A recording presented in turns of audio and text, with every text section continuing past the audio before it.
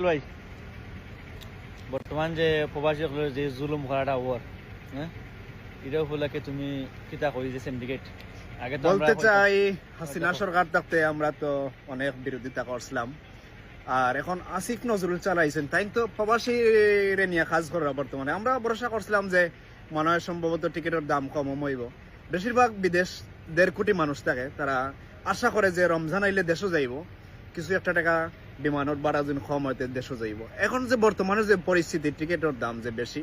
মানুষ দেশও যাওয়াটা অসম্ভব হইয়া পড়ে রয়েছে আমি চাই যে এই সিন্ডিকেট কবে যে ভাঙবে বাংলাদেশের সিন্ডিকেট থাকবে কি থাকবে না এটা কিন্তু প্রবাসীরা তারা এই ভালো করে বুঝে নিতে পারে তারা যদি চায় একটানা 3 মাস পর্যন্ত টাকা ওদিন দেশে না পাঠায় 1 সপ্তাহ দিন টাকা না পাঠায় তো দেশের অবস্থা কি হবে আসিফ নজরুল স্যার তোমার বউয়ের শাড়ি কেনার টাকা হবে না বেতন তো পাওয়ার দূরের কথা দেশ ছাড়িয়া পালাইয়া যাইতে হইব এটা কিন্তু ইয়াদ রাখিও টিকিট যেভাবে আগে ছিল